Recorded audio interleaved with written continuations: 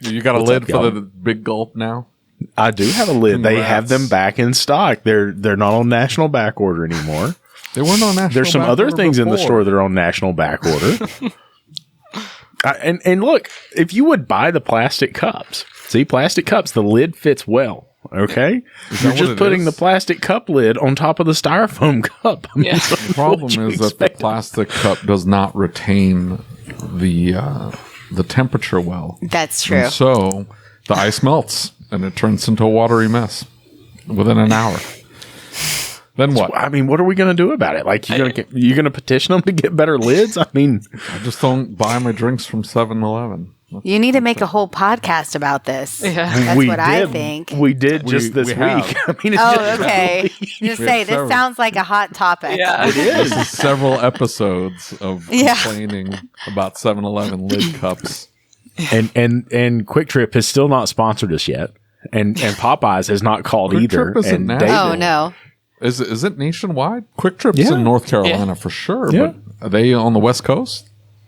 I don't know. I think they are. They're down in Atlanta. They're down in Florida. I don't even know. I don't think they're actually up north, though. I've not seen one up north. No. Yeah. I don't think they're up north, and I don't think they're on the West Coast, so that's not going to work. We'll have to do something different, man. We'll have to do something different. So today we have the hiring ladies with us. And so, David, as you said, Joelle over here. Girls, introduce yourselves for us. So my mom actually used to call, or my dad used to call me Joelle. And I get Jolie, but officially go by Joelle. Right. Amy and I just started our own recruiting company focused on placing automotive technicians, service advisors, pretty much any role in an independent shop. And, I spent the last 9 years in the industry working for Napa and the Napa Auto Care team the last 5 years. So got to travel around and work with independent shop owners. And that's the best part about what I did before and what we're doing now is that we still get to work with amazing people in the industry from the partnership side and the shop side. And then my dad and grandpa, they owned a shop. My dad still does in Buffalo, New York. Always have to get my Go Bills plug in there, but so great industry to be in and definitely, focused on really trying to retain that top talent that's out there right now. So let me ask you this. Sideways already. Why? Listen, Who's your team?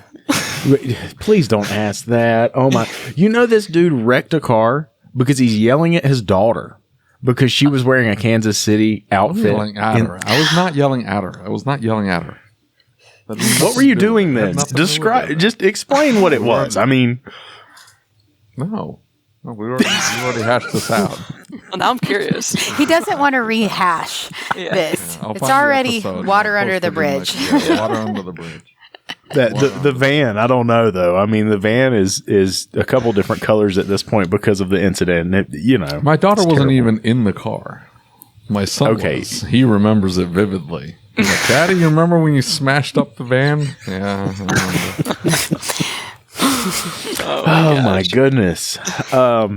David is a Patriots fan, and I'm not sure why. And now these days, Are you a Bucks fan? But did you go to the Bucks now? Yeah. Or are you still a Patriots fan? No, who does that? No.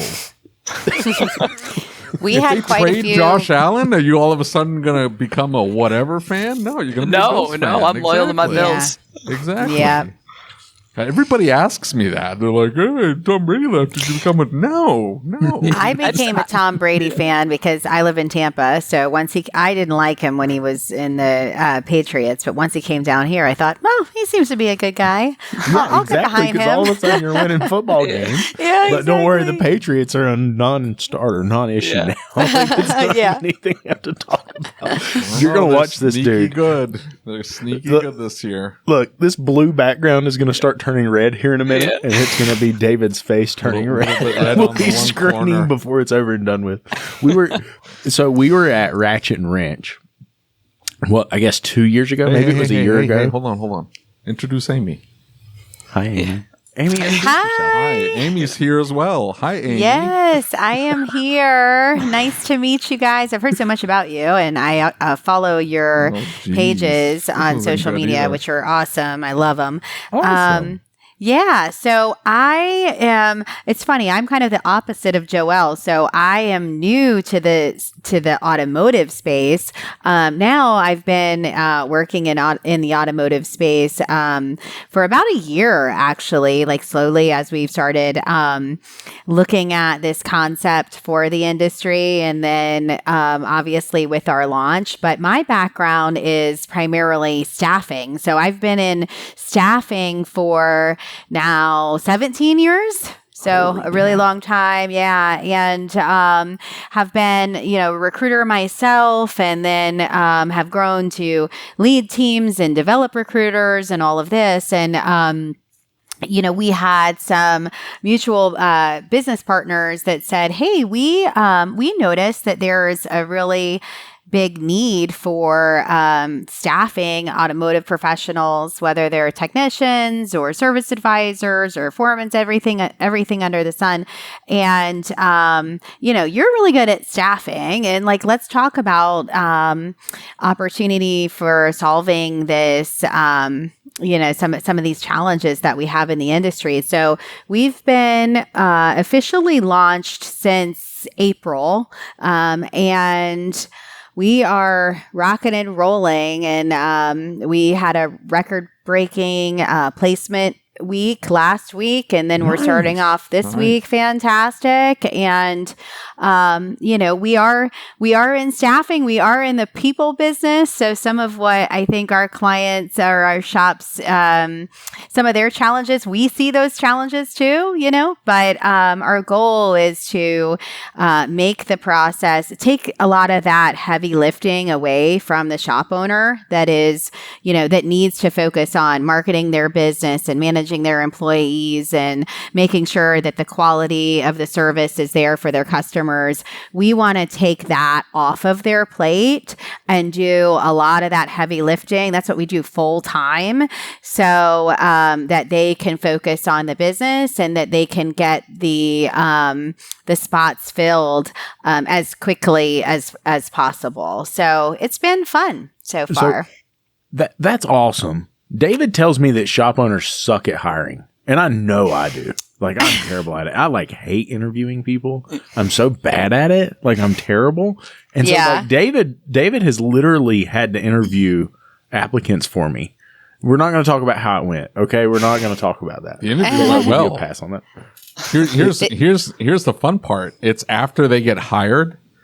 After they get hired, you've done everything you can. Now you lay that little baby bird in the hands of someone who then squeezes the ever-living life out of them, pops their heads off, blood is spraying everywhere. Then they come back to you with this dead bird, and they're like, I don't know what happened, but it died. Yeah. Can you get me another one? Yeah. Sure. I'll find you another one. Great, thanks. Yep. Well, I mean, that's one thing I think Joelle does a really good job with on the front end. Is just trying to vet the shops that we work with too, because we want to make sure we're not responsible for what the day-to-day looks like in their shop, but we do a lot of vetting on the front end to make sure is this shop a good shop? Are they going to be treated well? Is the culture good? Does this person align with the values of the shop and things like that? So so we really try. I don't know. I mean, you may not, maybe we don't want to work with your shop if you're going to be squeezing the living life out of baby birds. I don't know. That might not be a shop Amy. That we're interested in. Yeah. They don't tell you. They're like, it's great here. We have great culture.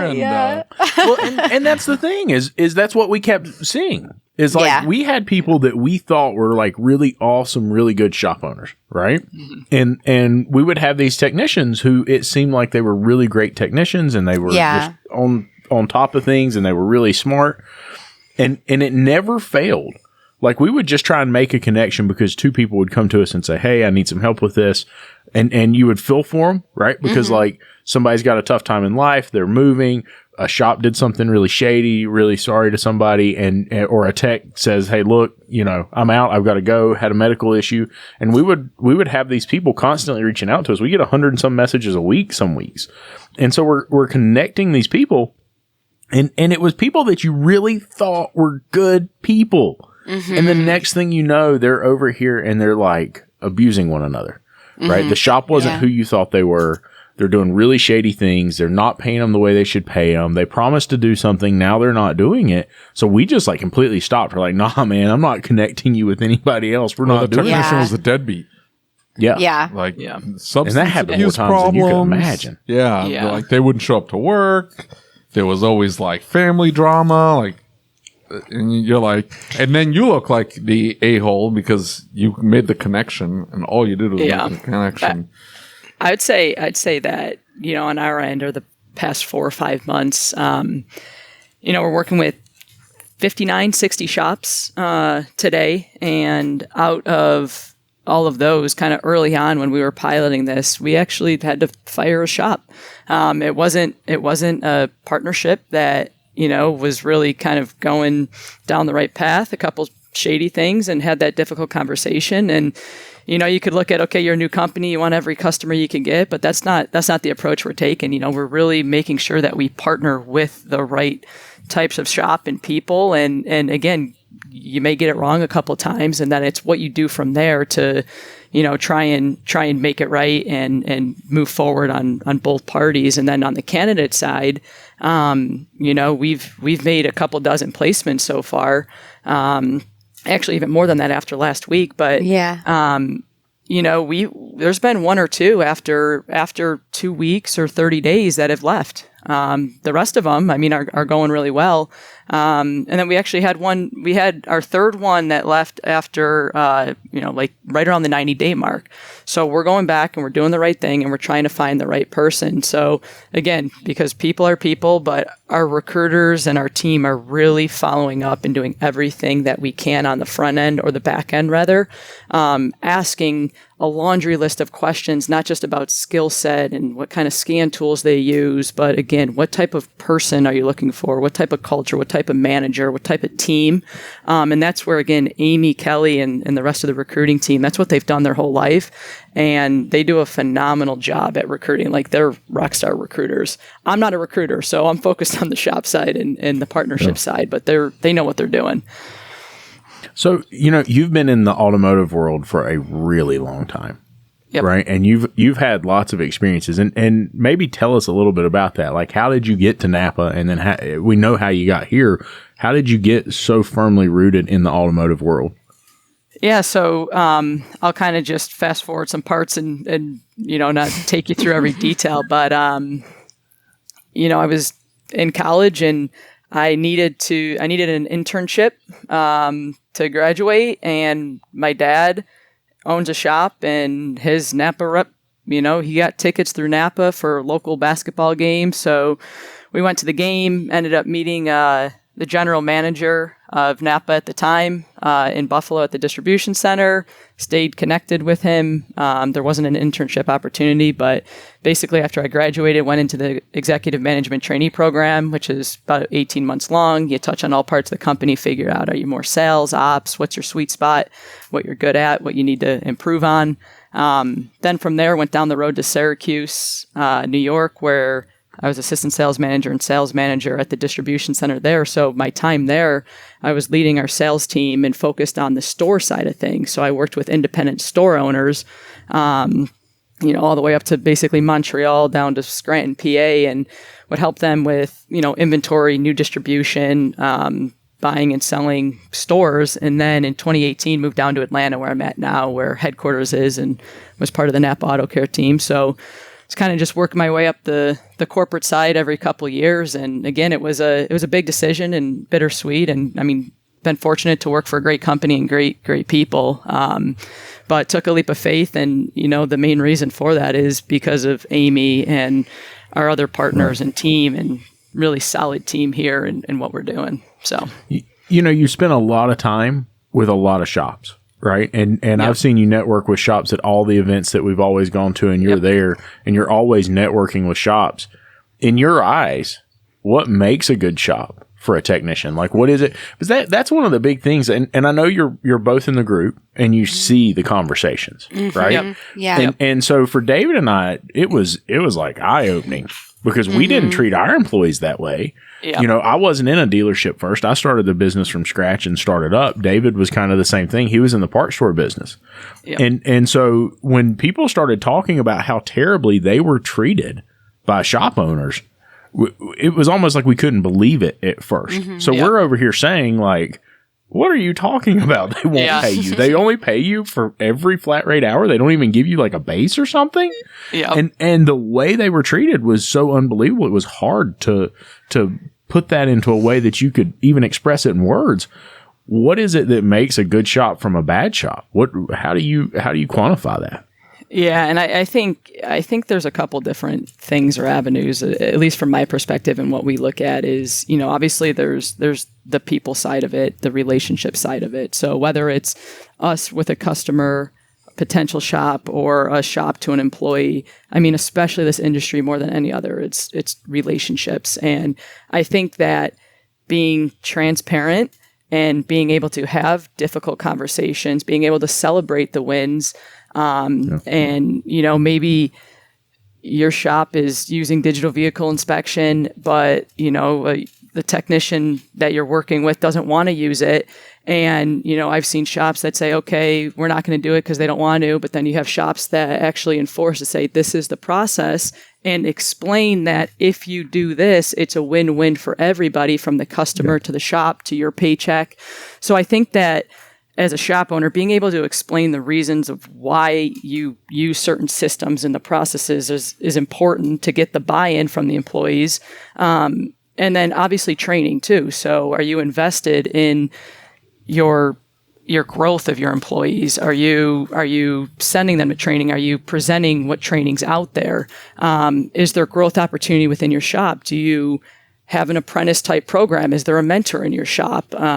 Because a lot of the candidates that we're placing, whether they're coming from the dealership world or other independent shops where maybe it is a bad shop or they're not getting taken care of, is our job is to place them at a shop that is providing that growth, that opportunity, that training, good pay. I mean, not, you know, pay doesn't make every candidate tick, but it's definitely a real thing. It may not be their number one driving factor, but Amy's worked with shops to help restructure their hybrid model because it may have been going up by pennies and it just wasn't enough to get the candidate to say yes. So we're making recommendations on you know, kind of pay scales and what we're seeing. So I think to sum it up, it's really being able to have fun conversations, difficult conversations, explain the reasoning why, invest in training, and really have some type of growth path or opportunity within your shop. And you see that more and more with even multi-shops, or you just expanded from 3 bays to 10 bays. So now you're expanding more roles. So. Well, and you know, I've seen a lot of this. And as a matter of fact, my most recent hire came from a shop that they 5 years in a shop. Okay. Been on a tire changer the whole time. Been doing lube work the whole time. And no pathway out of that spot. Now, it was a great shop. They treated him well. They respected him. They provided the things that were important to him in that shop, right? And I think that's awesome. But in the same respect, there was no trajectory. And one of the things that we, you know, we talked about this last night, and I was just on a podcast with our local chamber. And I said, look, one of the problems in the automotive industry is we don't have a career path, right? It's like you're going to turn wrenches and then you're going to age out and right? And so for an industry that really doesn't have retirement, right? We've not been saving for their retirement and helping them prepare for that. And then we don't have a career path past, hey, if your arm gives out or you hurt yourself, sorry, buddy. You know, like I don't think we've been preparing enough for that. Amy, what do you see? I mean, what are your thoughts? What is it that we're doing wrong when we go to hire people? Because I know David's got some opinions on that, and we're trying not to set him off here. Mr. ADHD. Of course he does. He's a Patriots fan. I know, right? Exactly. I'm so glad somebody else figured it out. Well, so I would say, first of all, just just so you guys know, we have been staffing all different levels of positions. So it's funny, when we first started this business, we were thinking like we would just mainly be used for A-level master tech candidates, but actually we've been working with all different levels, all across, all the way from apprentice to master techs, foremans, and service advisors. And I think that, Joelle touched on all the key points as far as training and development and things like that. The other thing is that I think naturally, most technicians especially, they want to be busy. They don't want to go into a shop. They have skills. They want to work. They want to go into a shop that is busy and, has interesting work.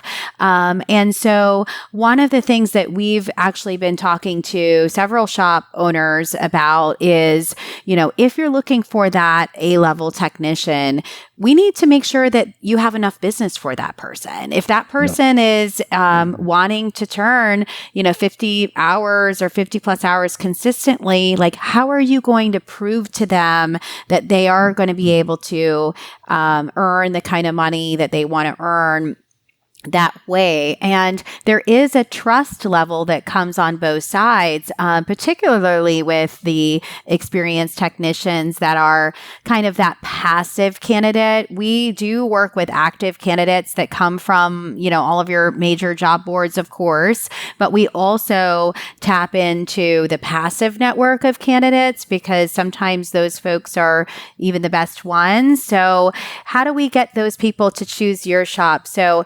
oftentimes what we've seen people do is, hey, I'm going to do a guarantee for you. So I'm going to guarantee you 40 hours a week at this rate, knowing that you have the ability to turn, 50 plus hours, so that it gives them that sense of security that, as the shop maybe goes through ups and downs, or if we're bringing on a tech before the marketing is fully ramped, we can make sure that that technician has consistent pay. So I think that's been a big thing for our more experienced technicians. Obviously, I think in general, most of the shops we work with do have great benefits packages. I mean, benefits are a must, I think, these days, and anything that you can provide towards those benefits is just an extra perk. A good working environment. Nobody wants to come into like a dirty shop that, is hot and uncomfortable, so depending on the part of the country, maybe there's an option for AC. That's been a big selling point for technicians. And I think just, we see people that they want to be part of the family. So especially if they're coming from, a dealership or something like that, where it's just, hey, you're a number.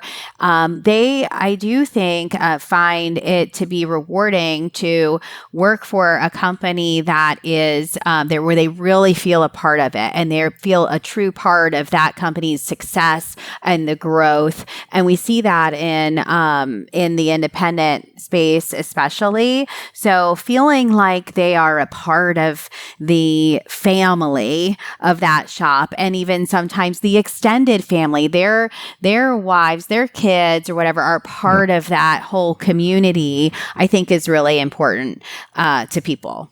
So let me ask you this. You've been doing this a long time, and you've dealt with a lot of businesses that will tell you exactly what you want to hear. And that's one of the big complaints from technicians is they all say what they want to hear. They all say, oh, we'll do this. And one of the things we're always telling them is get it in writing, right? Mm-hmm. Like, don't go to a shop unless they've given it to you in writing, because there's a good chance that's going to change. And as a shop owner, I can even see how that could happen, right? Like, I'm super busy and life is hectic and life is crazy and I'm paying them a certain way and there's a little bit of complexity to it, and I drop the ball somewhere. I tell somebody I'm going to do something, I forgot about it, right? Mm-hmm. And a lot of folks say, well, you told them you shouldn't forget. I get it. I understand. But sometimes it happens whether we want it to or not. How do you vet a shop, right? Is there just a spidey sense that like, hey, dude, this guy's giving me a line of bull? Do you have a way that you can kind of pick up on that? Because it would seem if you're placing these people and that shop is not who they say they are, and you put somebody in there, it's not going to be long before you get a bad reputation too. Your reputation kind of depends on the shop and kind of depends on the tech too. How do you balance that? Yeah. Joelle, do you want to take this, or do you want me to? I can chime in too. I can't hear her. I think. Can you guys hear her? Did you mute? Can you hear me? I can hear you. Okay. All right. Yeah. I'll take this one. So, as a shop approaches us or we're in conversations talking about it, that, I'm kind of that front line, right? And we're even working on fine tuning it even more so that we can ensure that, our reputation and the shop's reputation and everything that we're doing, we could firmly stand behind, which I believe we are today, with the 61 shops we're working with. I have relationships or have at least said hi at certain trade shows to a majority of them, but there's a lot that are new shops that I haven't talked to. And I've talked to hundreds over the last few months. And, what I kind of do before is I do a little bit of my homework. I'm looking at their website, seeing what partners they're working with, looking at pictures of the shop. And again, that doesn't tell the full story, but you could kind of get a good feel and gauge based on their reviews and their website. And are they professional, at least from an appearance standpoint? And then as I'm going through and learning more about their business, I'm asking, are they part of a coaching group? That's just one of the questions is, are they invested in bettering themselves and working on things and growing?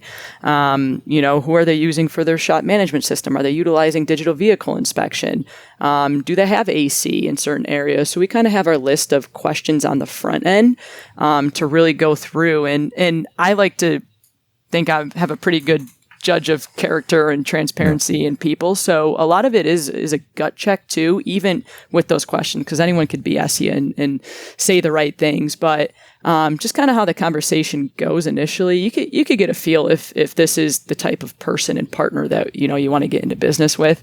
Then from there, pass it on to our account managers, and Amy and Deirdre are playing the account manager role today. So Amy has her page and a half of questions too for the shop intake call. So that's where Amy goes through what are your benefits, compensation, what type of culture do you have, even more in depth on everything that we need to know to really have a good understanding of that shop and the type of person that they're looking for. Mm-hmm. Then from there, we pass it to our recruiters, and our recruiters have another page and a half, 2 pages of questions for the candidates. So the cool thing is when we were modeling this thing out, we didn't have that account manager role originally. Mm-hmm. And we said, okay, it makes more sense for the shop to have that point person, and the recruiters can focus solely on the candidate side, build relationships with them, screen them out, vet them out. So on their end, they're asking, again, like I was mentioning earlier, what scan tools are you using? How many flagged hours are you averaging per week? What type of culture are you looking for? What makes and models have you worked on? So specific questions, high-level questions, how far are you willing to drive? So we really try to capture at each stage a list of those questions to ensure that, one, it's the right fit, and two, we can really try and find that quality candidate for the right shop. So it's matchmaking. I mean, we're really trying to place the right candidate with the right shop. Gotcha. Yep. So up to this point, Amy, mm-hmm. have you ever had like the red flags that pop up? Yeah. And I don't want you to give away the secrets, right? Like, because then shops are just going to know how to bypass. Yeah. Right. But in the same respect, I think it would be give important. Us one. At least one. What's one red flag? Right. It might be good for the technicians. Right? Yeah. Like there's a lot of technicians who listen. Right. And maybe they've not been picked up by your recruiting service yet. Mm-hmm. And maybe they don't know about it, or maybe they're not comfortable doing that. If you're looking at a shop, what are some red flags that you can share with them? Because these guys, I'm telling you, just what was it, like 2 weeks ago, 3 weeks ago, maybe longer than that, David? We had a guy, and he sends us a message on Facebook, and he said, "Hey, I'm going to work for this shop. Mm-hmm. They have this certain kind of thing that everybody knows about in the industry, and I question it, but they're telling me they're going to pay me really well. They're going to pay me this much, and I'm going to work this kind of hours. I'm going to do this, this, and this." And a weekend, he sends a message and he says, I don't know, man. I don't think. He's like, they sent me a bill to move my own toolbox. Wow. Oh my gosh. That's crazy. We did a YouTube video on it. The guy said he was going to do all diag work and then the shop made him pay for his own toolbox move. Oh, wow. Yeah. Red flag right there for us. Right. Right.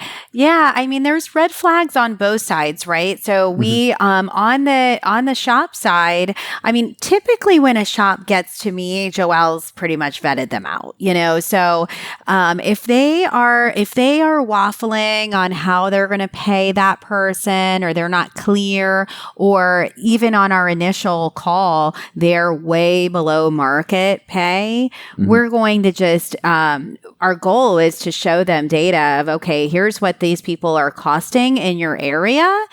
These are the types of people we're placing, and this is how much they are asking for. And we're vetting them out on the front end. If they're not, if they don't have benefits, if they don't have a paid time off policy or anything like that, I mean, it's going to be hard for us to fill their job, because we are looking for, we all know that there is a shortage of talent out there. And Joelle and I haven't, and our partners haven't come into this business to, solve the technician challenge or shortage. But our hope is if we can pair people with good shops and they can grow, that we retain people in the industry, and that, the word spreads that, hey, this is a great industry to be in, and this is a great career path. And that's really part of one of our big values and missions for this company. So we are really trying to see, why are you looking to fill this job? If, the last 3 technicians just walked out and didn't give me any notice. Okay, well, that might be a red flag. What's going on? So even my recruiters that I work with will ask if we start to see a job or a shop that we're working with that has constant needs, and we're filling the need, and then there's more needs and more needs and more needs. It's like, well, what's going on in the shop? Is there a problem with the culture or the environment or the workload that's coming in? So we're trying to really dig in.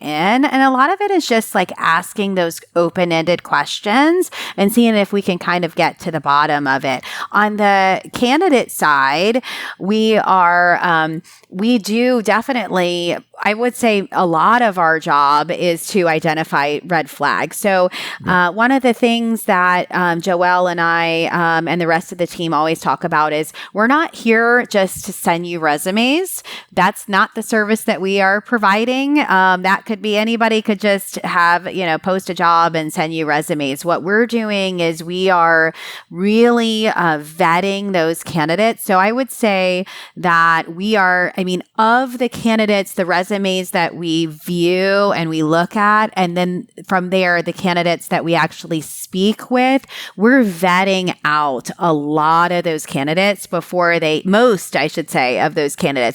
even get to the shop. So when we are talking with the candidate, not only are we screening them, but we're actually scheduling multiple touch points with that candidate, so that, we're touching base with them via text, over the phone. We're scheduling time to chat with them to make sure that, are they doing what they said they're going to do? If they said that they want to talk to us at 10 o'clock, are they ready to talk to us at 10 o'clock? And if we're starting to see that, hey, this person's unresponsive, or they don't really seem real, then we're pulling that person out of the process. So we do a lot of that on the front end with our technicians and service advisors and everything else that we send to our shops. We also dig in a lot into their background. Why did you leave this position? Wow, that was a short stint. Why? What happened there? And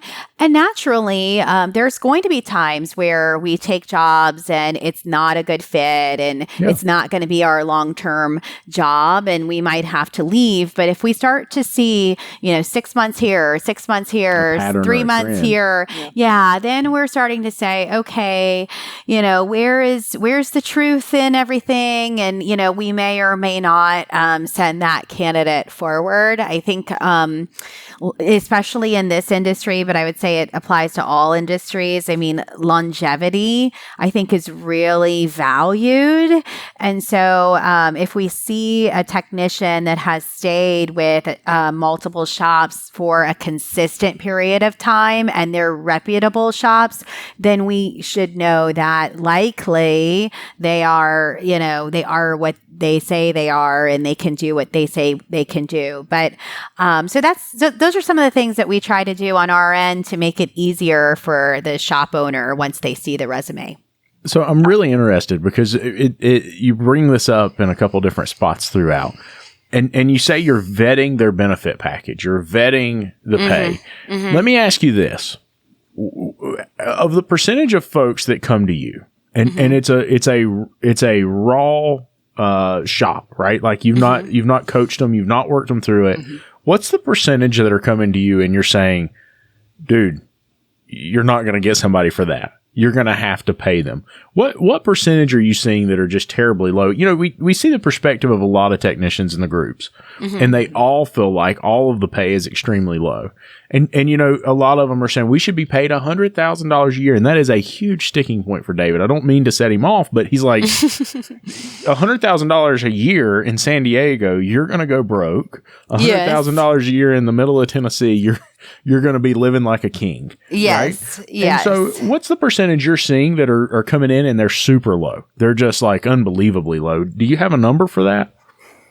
Amy, I would say if you want to kind of add more since during your intake calls, but I would say that 90% plus are usually within the range of where they should be. We've had a handful of shops that Amy's worked with that have said, or, where she was saying, okay, you're looking for a B tech in this range or an A tech in this range. And there's no way that's going to happen pretty much. And again, that goes back to being able to have that partnership in those conversations where we're making recommendations. I mean, we can't tell a shop what to do, but we can make suggestions. And, with one shop in particular, on the front end, I think, Amy, you had that conversation and we still went to work and tried and, found a candidate or two, and they actually turned down the offer because of the pay. So I think that was kind of went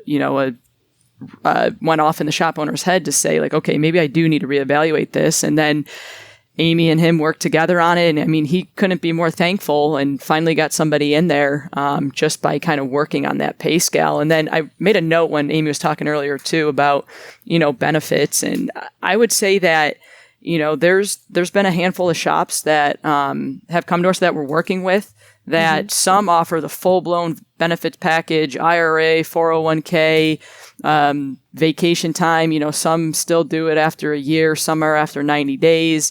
But I've talked with shops that, depending on their shop, and when we were starting, we said, okay, we think our ideal customer, let's just say, over $1 million in revenue.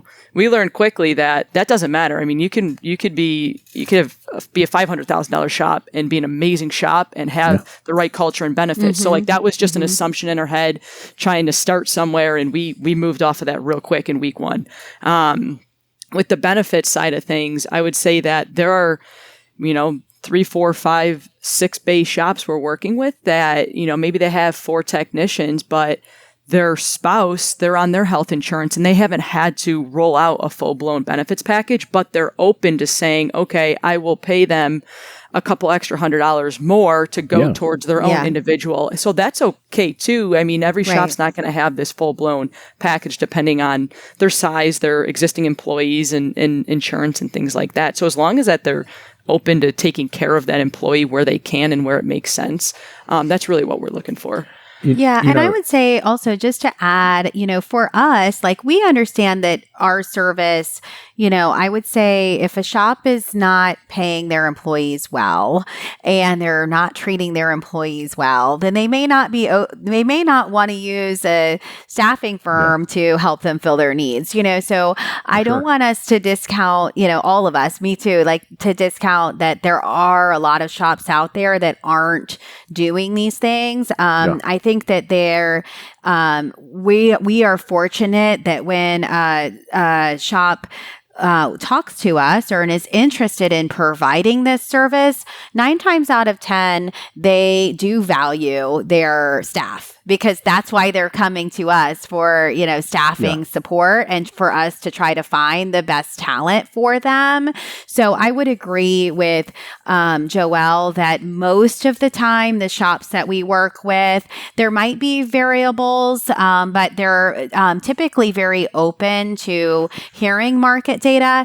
And surprisingly, I've noticed that really our shop owners, even some of the the best of the best shop owners, they're oftentimes they're so busy running their business, they're not out there talking to technicians all over the country every day and all day. And so we've been able to hopefully in many cases provide value to them on, here's what the technicians are saying, this is why these are the scenarios when we've been able to secure the top talent for this shop. These are the things that these shops are doing. And most of the time, the people that we're working with, they're open to listening to that feedback, and we'll provide that data to them so that they can really see a full picture as to what's out there in the market. Well, and so I want to touch on benefits here for a minute, because, just this morning I had somebody message me and said, hey, there's this business. They've got a very long-standing, very positive relationship. They've got great reviews. It's everything I'm looking for, but I'm worried that them not having health insurance is a hard no for me. Yeah. And I said, well, you need to go back and talk to them and share with them that you're considering that being a hard no. And he said, well, I just don't know if it should be a hard no or not. And I said, listen, I ran into a couple different scenarios where I said I would rather give them extra money for their own health insurance. And part of that for me was, and it may be that I'm uneducated, I just don't know where to get the information I need or who to talk to. But the reality is for me to provide the quality of healthcare that they could get elsewhere was going to cost substantially more than if they went and got their own healthcare. And then on top of that, at the time that I was looking at that, I'm putting all this information in. I had somebody working for me that had some disabilities, and they had a very specific health plan that was partially funded by the state. And they had a family member involved, and the family member came to me and said, listen, I work for DSS, and I know that your insurance company is not going to tell you this.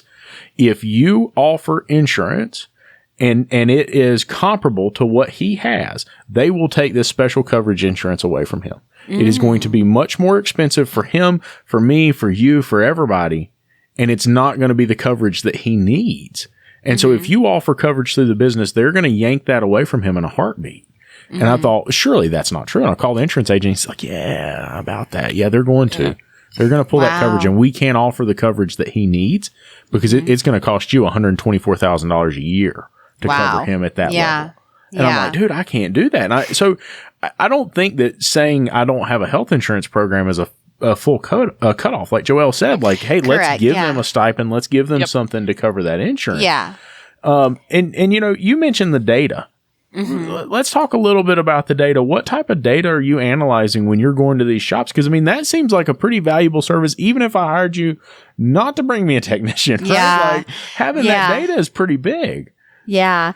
Yeah. And we're still, I think data is always like ever evolving, right? There's never like one set of data that's going to be the exact set of data, forever. So, when we're looking at data, a lot of that is just what are shops paying? What are they offering? What are the technicians in your area typically looking for from a pay standpoint? What are the dealerships paying at these levels? So, because we are living and breathing all day, every day, talking to candidates at all different levels, and then talking to shops at all different levels across the country, we're able to see through those conversations and that data. And we do take that data that's given to us by the candidates, by the dealerships, by the shops and everything, and we will do kind of a market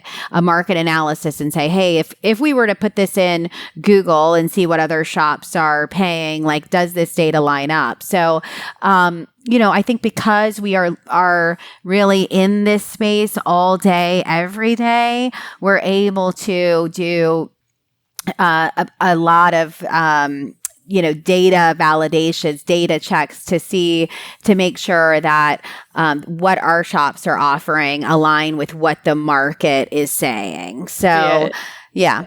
And, obviously we're 4.5 months old. And as we're taking on more shops, talking with more candidates and working in different markets, we're collecting all that. And we kind of have our short-term, medium-term, long-term plans and visions as we evolve. And, being able to, right now, we're kind of having that consultant conversations and recommendations. And just as time goes on, the more valuable those will be, because we'll have more of that data on pay and on benefits. So we're collecting all of that. And, as we build out our client portal to log in on the back end, you'll be able to see, shops will eventually be able to see kind of that range and take away tips and tricks.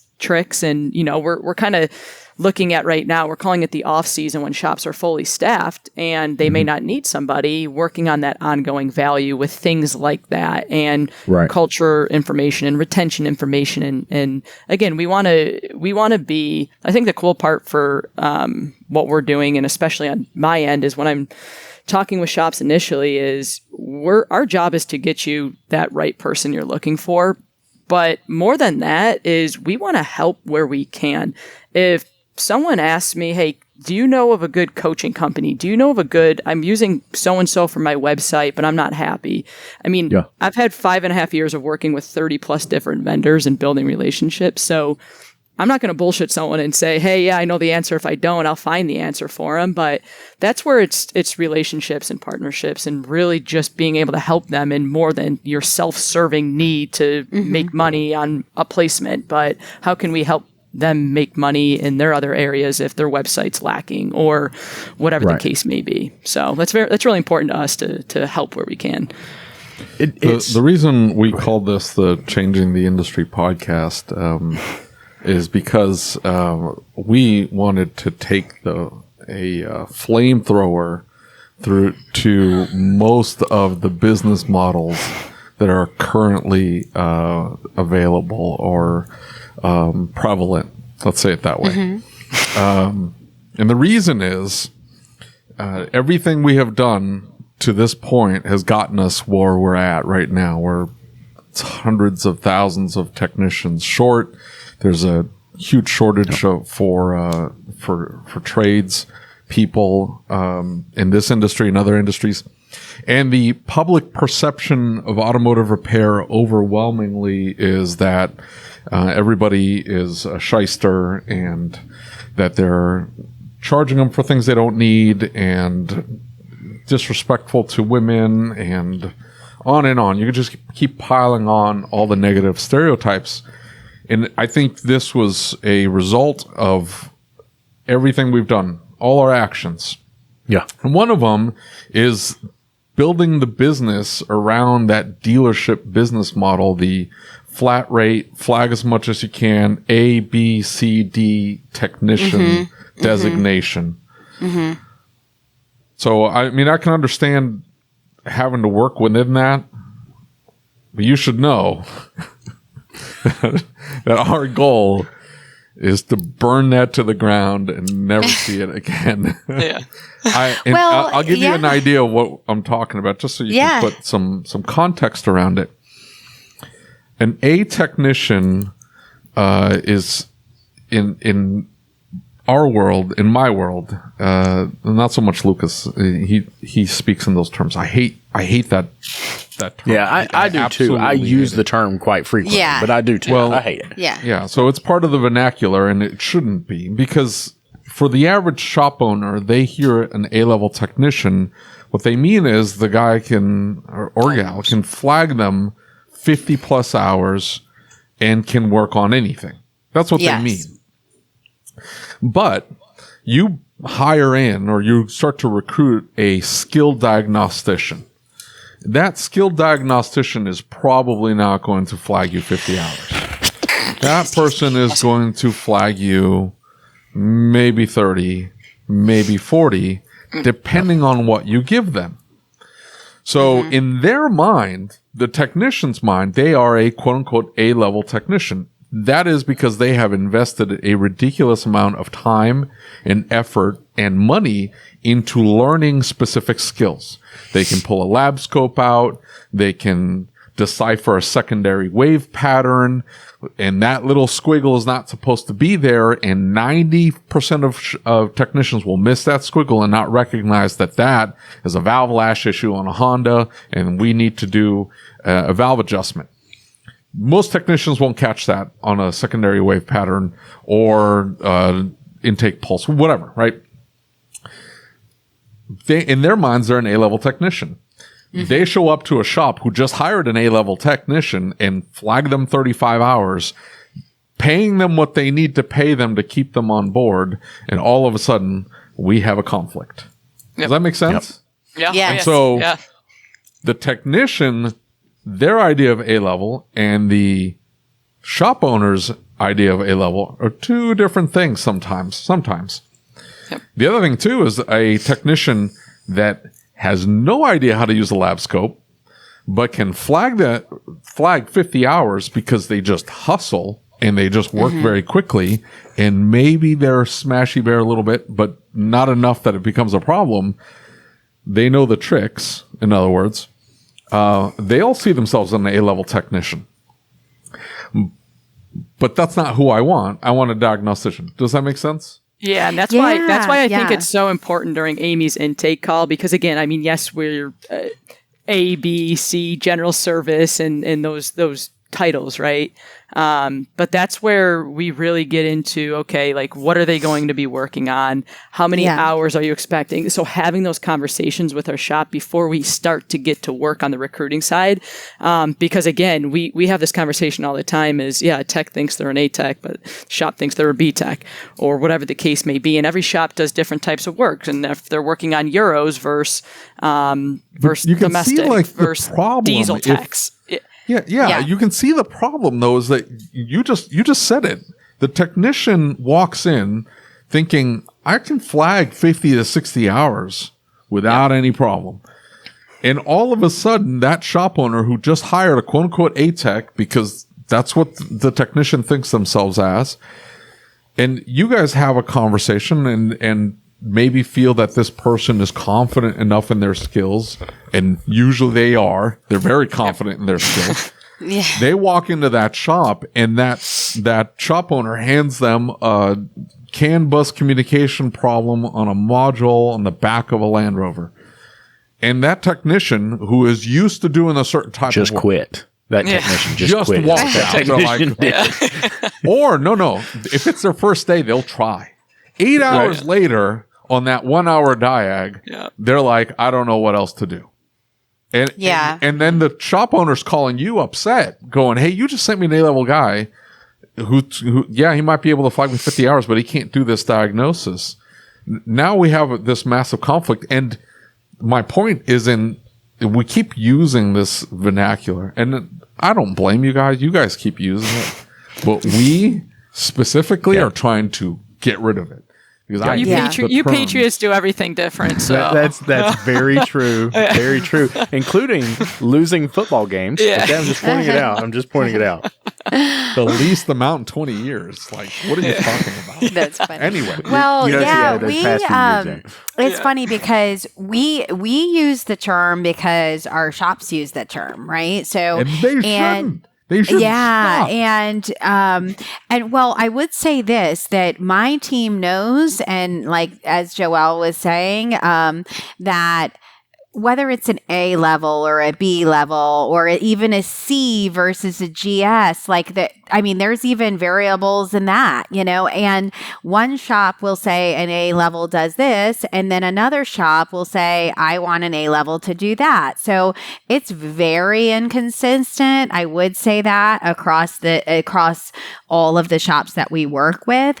And so to add to what Joelle was saying, like, our job, none of us, even with Joelle's industry experience, are able to, diagnose a car. We are not technicians, right? But, and we say we're experts in staffing. We're not experts in, diagnosing vehicles. But, so we want to really understand, in detail what that shop owner is looking for. So when they say a tech, what exactly is this person going to be doing on a day-to-day basis? And that may change, right? They might say, I think we want them to do heavy diagnostics and that's all that they're doing. Or some of our people will say, hey, I want them to do some level of diagnostics, but I need them to turn this many hours. So what we try to do is not focus as much on that terminology, because even to your point with the technician side, one person will say, well, I'm an A tech, and then the shop will interview them and say, no, they're a strong B, so it varies. So we want to try to, through our conversations, like use that terminology as a guideline, but then really say, okay, what exactly are they going to be doing day to day? And then from the candidate side, from the technician side, okay, what do you do day to day? Where do you spend your time? Like walk us through some of the things that you focus on, and then try to make that match that way. So it's not a perfect science, it's the people business, but if we can dig in and ask the right questions on both sides, we hope to, make that match. For sure. Sure. Yeah, and I can see that. The other issue is this concept of career path. Lucas uses it all the time. I hate it. And he hates it because I say it. Yeah. Well, it's a I don't know. In my mind, it's absurd. A technician goes into the industry to work on cars. Like that's what they're doing. What else are you going to do? Now, within that, there's a lot of different types of work. Right? You're going to be doing interior or heavy line. You're going to be swapping transmissions, or you're going to be doing diagnostic work. Different loads on the body and different requirements, mindset wise and skill and intelligent wise, different. And so the idea is not necessarily like, what's your career path? I want to work on cars. Great. Work on cars for the next 40 years. Just don't stay at the same skill level. But I get that, right? Like I completely understand that, and I'm okay. Because you're telling them like, oh, what's the career path? The next step is I got to become a shop foreman, and then I got to become a service advisor. And then I become a service manager, and then I got to be a shop owner. No. Not everybody is good for that. That is one potential career path, but the other career path is that the shop that they work for provides a 401k and enough benefits and provides some type of medical coverage and some type of disability coverage. So if something happens and they can't do that job anymore, right? And when I talk about career path, that's what I'm talking about, is the opportunity to do something else if you can't do this job anymore, because there's a lot of technicians. You look at Eric almost got to the point he couldn't do this job anymore, had that arm surgery and lost the feeling in his hands and everything else. That's a critical part of doing this job. And so if you lose that ability, you have got to be able to do something else. And I think that's what sucks about where we're at right now. Our trade never provided retirement. They never provided those coverages. So if you got hurt, you had something on the backside of that. Now, some shops do. We do here now, right? We've got a 401k. We've got all these other things we're doing to try and make sure they're protected. But David, I'm not necessarily saying that career path means that you're going to become a shop owner. You're going to move up to foreman. You're going to move up to service advisor. That's one option. But in the same respect, I'm really trying to say, hey, we need for to like make 0.5% of technicians. Of course. I understand what you're saying. I'm saying most people don't understand what you're saying. They hear career path, and that's what they're thinking. They're like, I got to move up the ladder towards a level of incompetence where I'm no longer happy or no longer doing what I'm really good at doing. Yeah. Stay really good at doing what you're doing. And just don't stay at the same skill level. Just expand your abilities into less demanding work. Like it's easy physically, it's demanding, but skill wise, it's not that hard to swap in a transmission. It's just heavy and dirty, but it's a different skill level to be able to diagnose whatever, a bad module on a car.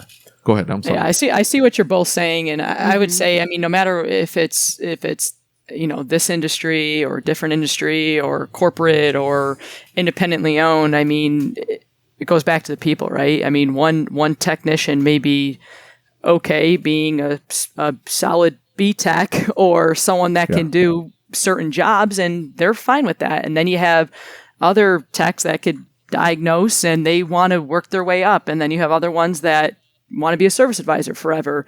And then it's the same thing on the shop side is, maybe you have a stagnant shop owner that doesn't really care to give those career opportunities because they have 5 years left and they're doing fine and they're riding it out. So it's got to be that perfect blend and match. And, we all need people that want to advance and grow their career in whichever way that looks like.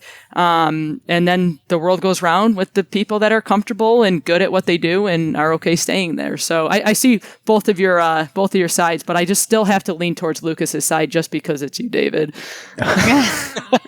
We all disagree with David. It's okay. That's just how it is. Look, I'm involved with the local chamber and the local high school and local community colleges, and I'm seeing what's happening with not just our trade, right? And Amy, maybe you can speak to that. I don't think it's just the automotive space that's looking for skilled workers right now. Oh, right. Yeah, exactly. And I think that for the longest time, we've been in this situation where we didn't really value skilled workers. And the skilled worker is who built the American economy, right? Like they built the American economy as we know it today. They built the infrastructure that we drive on, right? Like that is where America came from in a lot of ways. I think my fear is that a whole generation said work smarter, not harder. A whole generation said get a 4-year degree.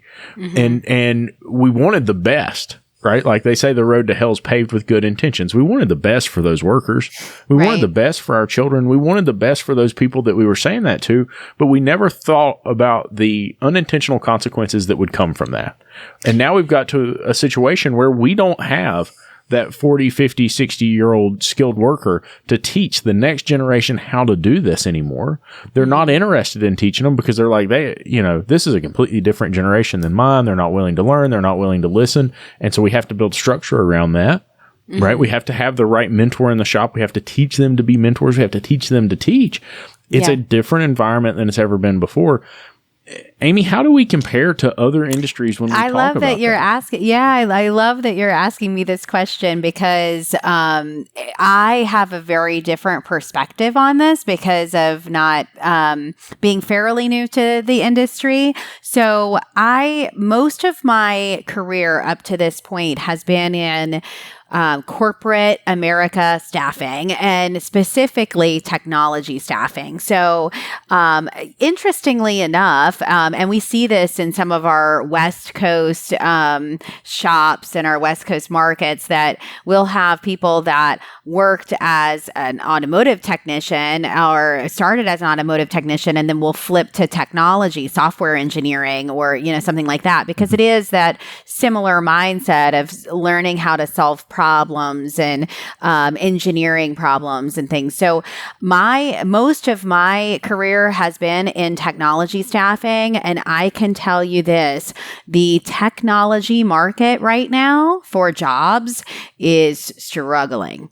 So they don't have as many jobs. Companies aren't hiring. We've seen in the news, major companies like Facebook and Google and, all of these different companies, have been laying off people. And guess what's on fire right now? The automotive market. So Joelle and I are, we are focusing on filling jobs. I mean, the jobs that we have and the candidates that we're putting in there, we're able to fill jobs fast. When we have the talent, we're able to fill that job quickly. And then, on the technology side, because there were so many people that went into these this technology space, and particularly when things started to change through COVID and people working remotely, and now there's one job in one part of the country where every applicant across any part of the country can apply for that job.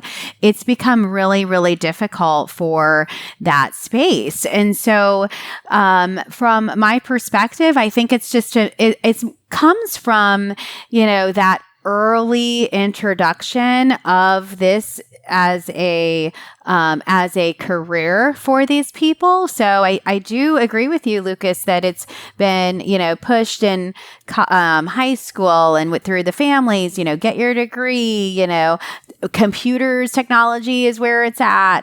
And if we can really just open up the dialogue around the specific trade industries and what the career could look like and what the earnings are. It's been, for sure. It's amazing how successful you can be in this industry. And when you compare that to industries like technology or finance or whatever, really the dollars are very similar.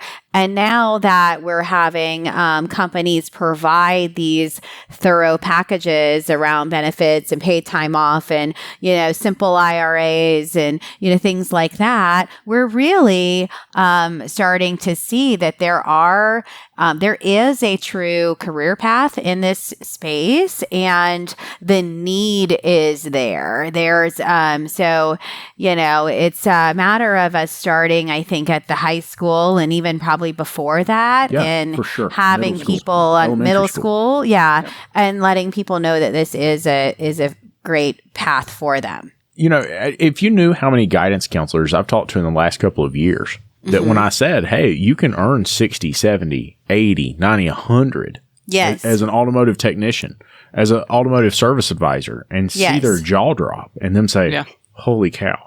And you Google right now, how much can you make? It's like, okay, you make $50,000 as an automotive technician. And we all know that's not true. I mean, yes, you can make 50, but that's not there's no data out there to really hone in on that average technician based on market. And I was always I had some very candid conversations with some of these, and they said, hey, we've been sending students that are struggling elsewhere.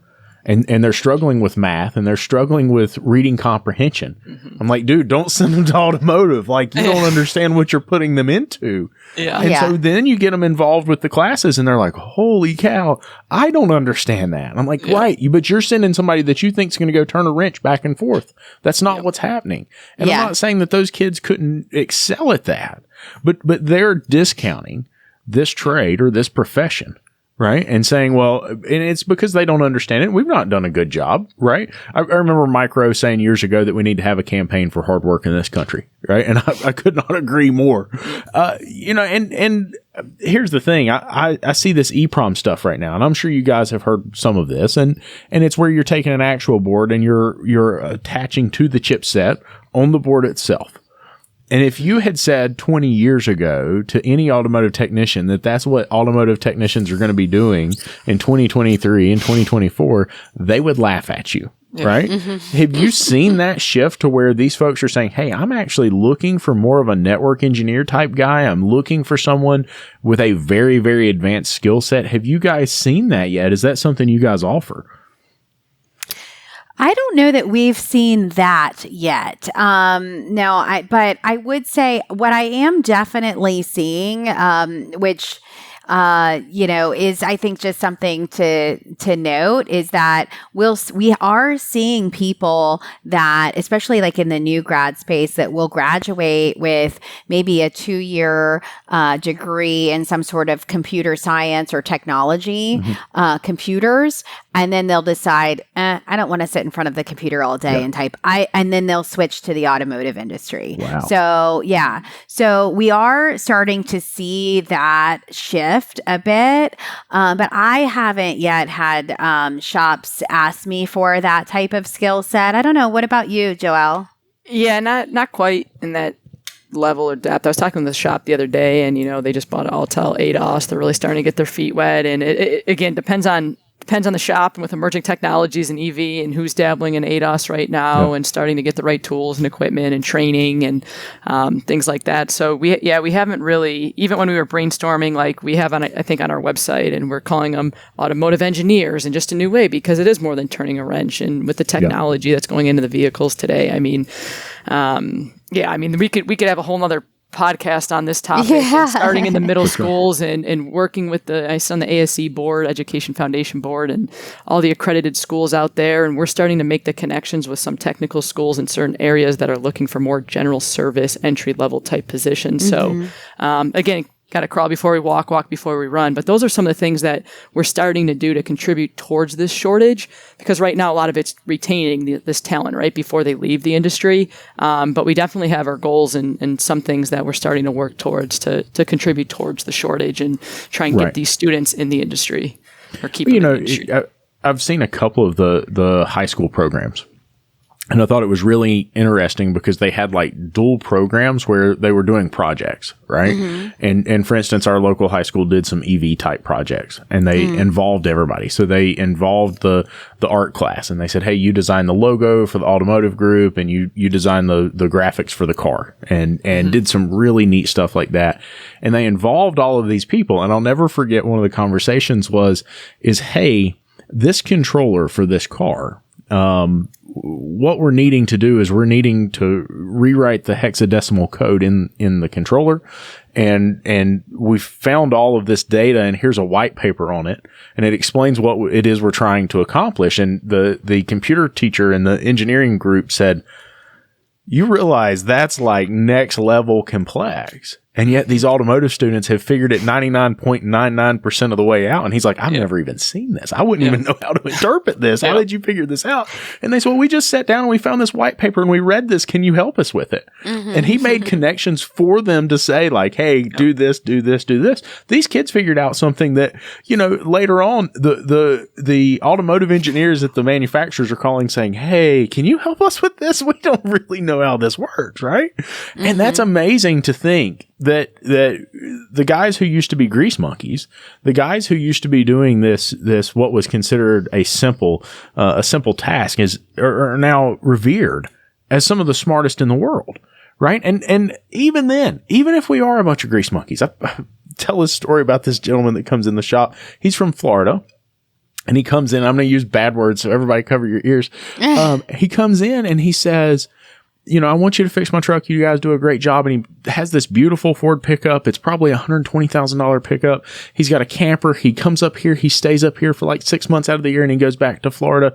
And he said, son, he said, I'm a damn garbage man, and I've got over $1 million in the bank because I worked my ass off.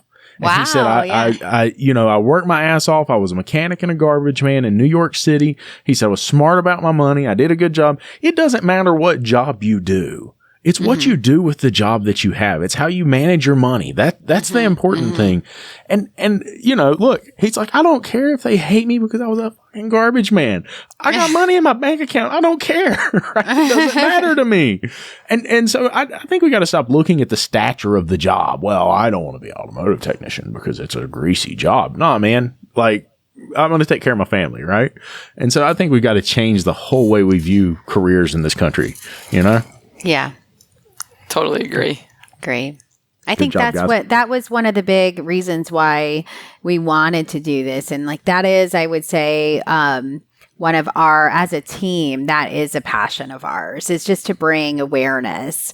And, think about it this way. If you are working in a shop and you're happy and you come home to your family and you're happy and they see you happy and your children see you happy, and, it really starts to extend to, hey, this is what I do, and this is what I'm passionate about. And that's really like sometimes those conversations that just happen after work or at the dinner table or whatever, that's when, those little minds, if you will, start really thinking about, oh, what do I want to be? What do I find interesting about school? And do I like working with my hands, or do I want to, do I like working on a computer? And those are two different skill sets that, and you can combine a little bit of both of those skill sets, and with this career path. So that's, I think, one of the biggest things that we're trying to do with